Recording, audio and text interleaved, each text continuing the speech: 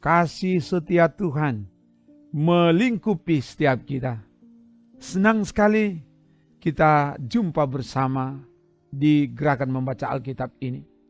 Jadikanlah membaca firman sebagai kebutuhan dalam hidup ini. Sebab firman adalah kekuatan Allah yang menyelamatkan kita. Dan karena itu kita akan membaca firman Tuhan ini. Sebelum membaca, mari berdoa. Ya Bapa, tuntunlah kami dengan firman-Mu yang akan kami baca dari Alkitab.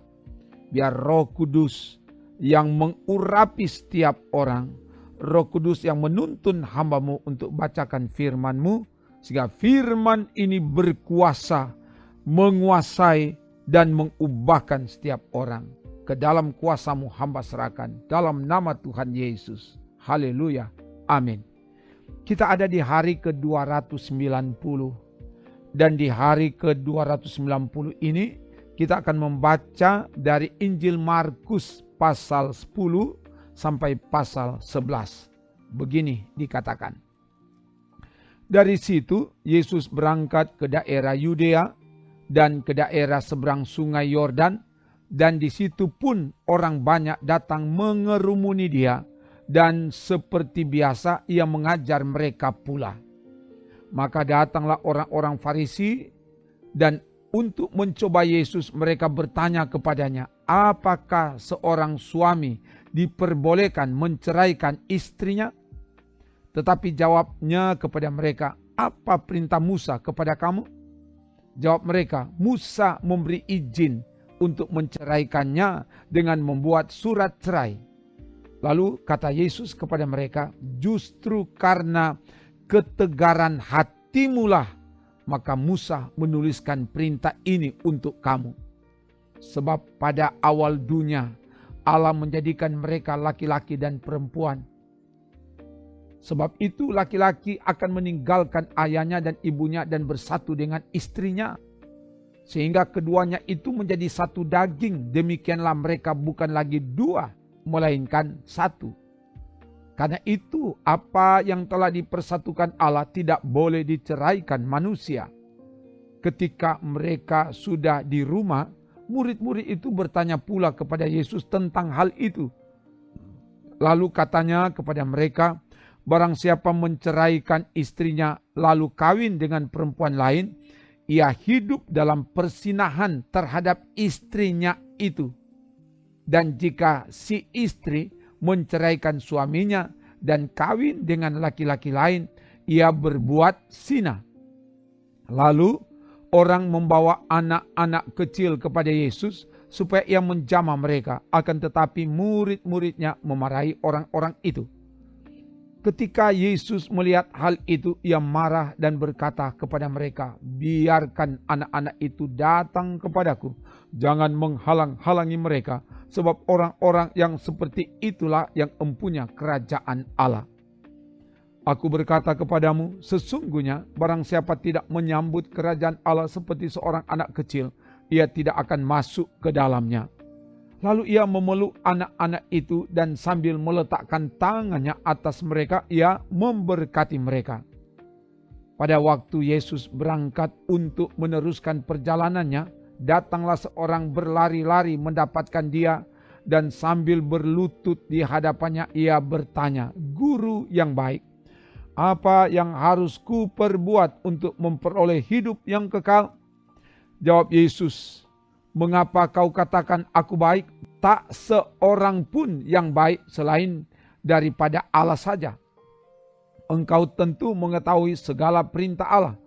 Jangan membunuh, jangan berzina, jangan mencuri, jangan mengucapkan saksi dusta, jangan mengurangi hak orang, hormatilah ayahmu dan ibumu. Lalu kata orang itu kepadanya, Guru, semuanya itu telah kuturuti sejak masa mudaku. Tetapi Yesus memandang dia dan menaruh kasih kepadanya, lalu berkata kepadanya, hanya satu lagi kekuranganmu. Pergilah, jualah apa yang kau miliki, dan berikanlah itu kepada orang-orang miskin, maka engkau akan beroleh harta di sorga. Kemudian datanglah kemari dan ikutlah aku. Mendengar perkataan itu, ia menjadi kecewa, lalu pergi dengan sedih sebab banyak hartanya.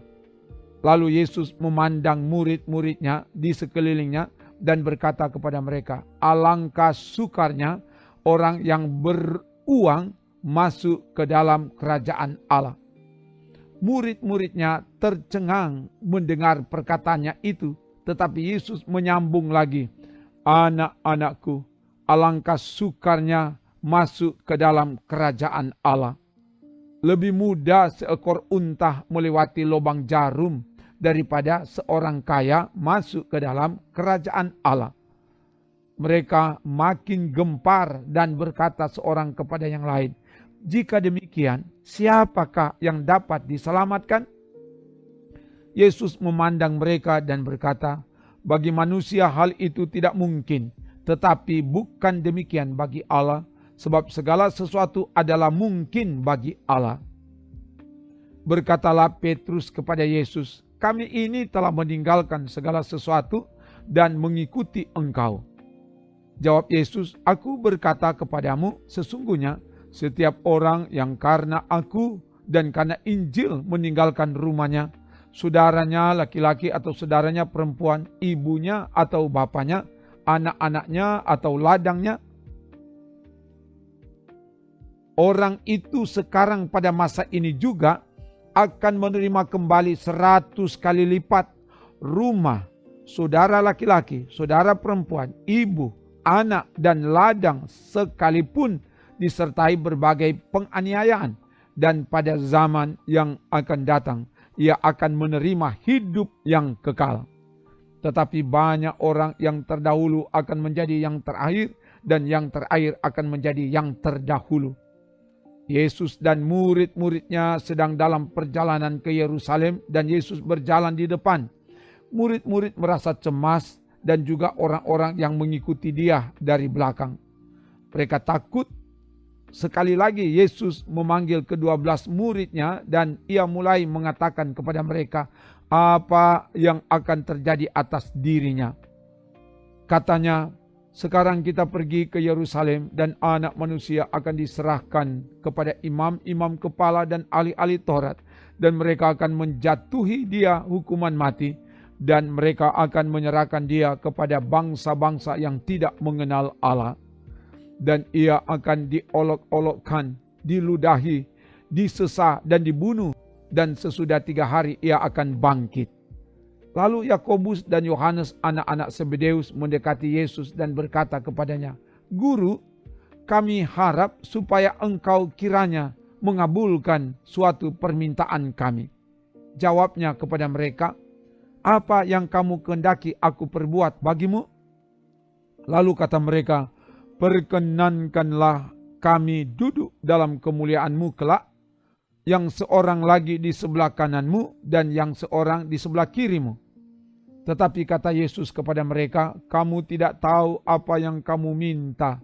Dapatkah kamu meminum cawan yang harus kuminum dan dibaptis dengan baptisan yang harus kuterima? Jawab mereka, kami dapat.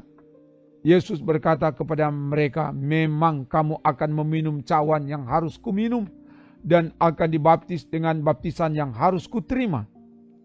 Tetapi hal duduk di sebelah kananku atau di sebelah kiriku, aku tidak berhak memberikannya. Itu akan diberikan kepada orang-orang bagi siapa itu telah disediakan. Mendengar itu, ke-10 murid yang lain menjadi marah kepada Yakobus dan Yohanes. Tetapi Yesus memanggil mereka lalu berkata, kamu tahu bahwa mereka yang disebut pemerintah bangsa-bangsa memerintah rakyatnya dengan tangan besi, dan pembesar-pembesarnya menjalankan kuasanya dengan keras atas mereka. Tidaklah demikian di antara kamu. Barang siapa ingin menjadi besar di antara kamu, hendaklah ia menjadi pelayanmu. Dan barang siapa ingin menjadi yang terkemuka di antara kamu, hendaklah ia menjadi hamba untuk semuanya. Karena Anak Manusia juga datang bukan untuk dilayani, melainkan untuk melayani dan untuk memberikan nyawanya menjadi tebusan bagi banyak orang. Lalu tibalah Yesus dan murid-muridnya di Yeriko. Dan ketika Yesus keluar dari Yeriko bersama-sama dengan murid-muridnya dan orang banyak yang berbondong-bondong, ada seorang pengemis yang buta bernama Bartimeus, anak Timeus, duduk di pinggir jalan. Ketika didengarnya bahwa itu adalah Yesus orang Nazaret, mulailah ia berseru, "Yesus anak Daud, kasihanilah aku." Banyak orang menegurnya supaya ia diam, namun semakin keras ia berseru, "Anak Daud, kasihanilah aku." Lalu Yesus berhenti dan berkata, "Panggillah dia." Mereka memanggil orang buta itu dan berkata kepadanya, "Kuatkan hatimu, berdirilah, ia memanggil engkau." Lalu ia menanggalkan jubahnya, ia segera berdiri dan pergi mendapatkan Yesus. Tanya Yesus kepadanya, "Apa yang kau kehendaki supaya aku perbuat bagimu?" Jawab orang buta itu, "Rahbuni, supaya aku dapat melihat." Lalu kata Yesus kepadanya, "Pergilah, imanmu telah menyelamatkan engkau." Pada saat itu juga melihatlah ia. Lalu ia mengikuti Yesus dalam perjalanannya. Ketika Yesus dan murid-muridnya telah dekat Yerusalem, dekat Betfage dan Betania yang terletak di Bukit Zaitun, Yesus menyuruh 2 orang muridnya dengan pesan, "Pergilah ke kampung yang di depanmu itu.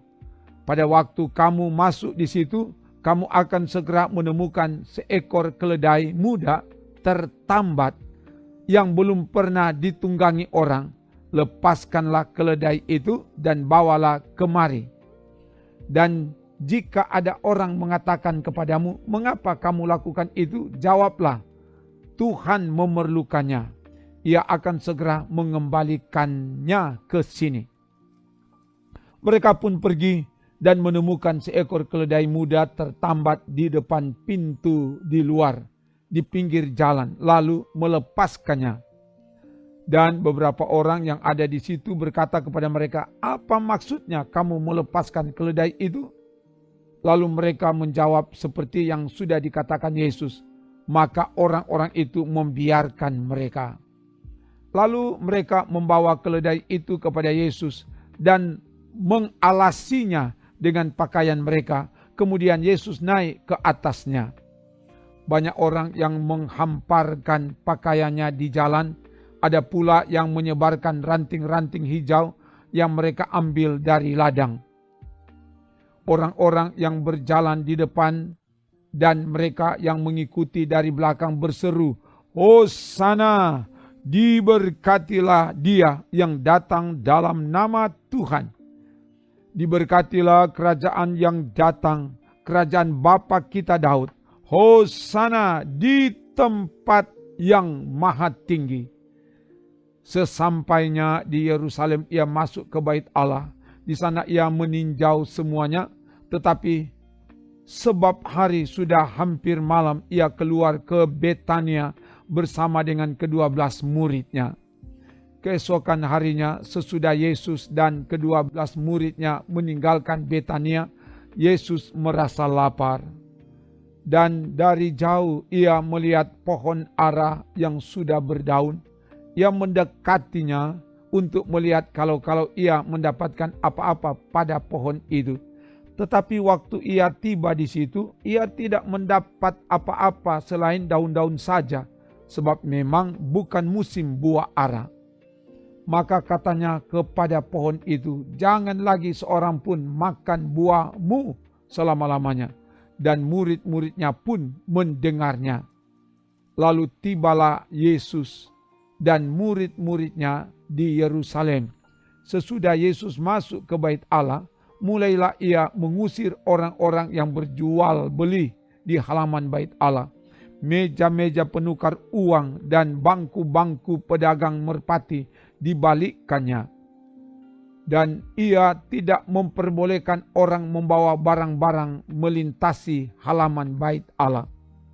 Lalu ia mengajar mereka, katanya, bukankah ada tertulis, rumahku akan disebut rumah doa bagi segala bangsa, tetapi kamu ini telah menjadikannya sarang penyamun. Imam-imam kepala dan ahli-ahli Taurat mendengar tentang peristiwa itu, dan mereka berusaha untuk membinasakan dia, sebab mereka takut kepadanya melihat seluruh orang banyak takjub akan pengajarannya. Menjelang malam, mereka keluar lagi dari kota.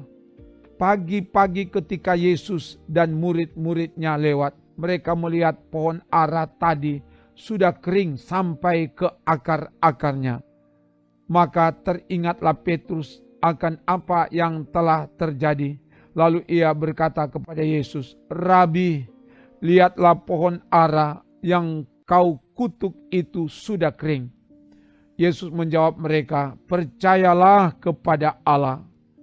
Aku berkata kepadamu, sesungguhnya barang siapa berkata kepada gunung ini, beranjaklah dan tercampaklah ke dalam laut, asal tidak bimbang hatinya, tetapi percaya bahwa apa yang dikatakannya itu akan terjadi, maka hal itu akan terjadi baginya.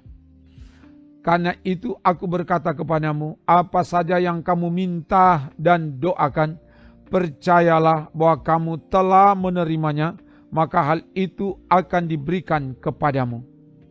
Dan jika kamu berdiri untuk berdoa, ampunilah dahulu sekiranya ada barang sesuatu dalam hatimu terhadap seseorang, supaya juga Bapamu yang di sorga mengampuni kesalahan-kesalahanmu. Tetapi jika kamu tidak mengampuni, maka Bapamu yang di sorga juga tidak akan mengampuni kesalahan-kesalahanmu. Lalu Yesus dan murid-muridnya tiba pula di Yerusalem. Ketika Yesus berjalan di halaman bait Allah, datanglah kepadanya imam-imam kepala, ahli-ahli Taurat dan tua-tua, dan bertanya kepadanya, dengan kuasa manakah engkau melakukan hal-hal itu? Dan siapakah yang memberikan kuasa itu kepadamu, sehingga engkau melakukan hal-hal itu? Jawab Yesus kepada mereka, aku akan mengajukan satu pertanyaan kepadamu. Berikanlah aku jawabnya. Maka aku akan mengatakan kepadamu, dengan kuasa manakah aku melakukan hal-hal itu.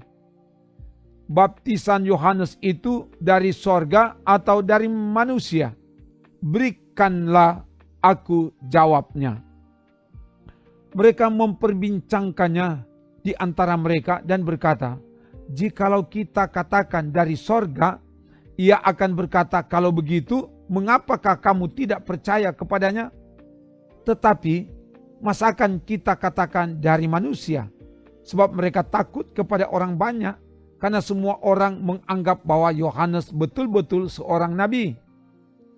Lalu mereka menjawab Yesus, kami tidak tahu. Maka kata Yesus kepada mereka, jika demikian, aku juga tidak mengatakan kepadamu, dengan kuasa manakah aku melakukan hal-hal itu. Demikian bacaan firman Tuhan dari Alkitab. Mari berdoa. Terima kasih Bapa, oleh pertolongan dan tuntunan kuasa-Mu, hamba-Mu sudah dapat membacakan firman-Mu dari Alkitab. Dan karena itu, biar pembacaan firman dari Alkitab ini sungguh-sungguh meneguhkan, menguatkan, dan mengubahkan sekaligus memberkati semua yang mengikuti bacaan firman Tuhan ini. Dan Tuhan yang terus jaga, lindungi, bentengi kami, supaya kemanapun kami pergi, kami tetap dituntun, dijaga, dibentengi oleh kuasa Tuhan, sehingga kami aman, selamat dalam lindungan kuasa-Mu siang dan malam. Terpuji nama-Mu Bapa, dalam nama Tuhan Yesus kami berdoa. Haleluya. Amin. Demikian bacaan firman Tuhan dari Alkitab. Tuhan Allah oleh kasih-Nya yang besar akan terus menuntun perjalanan hidup saudara. Dia menjaga, melindungimu sebagai tiang awan waktu siang dan sebagai tiang api waktu malam. Sehingga perjalanan kita terus dijaga, dilindungi dan berkati Tuhan kini dan seterusnya. Amin. Trims.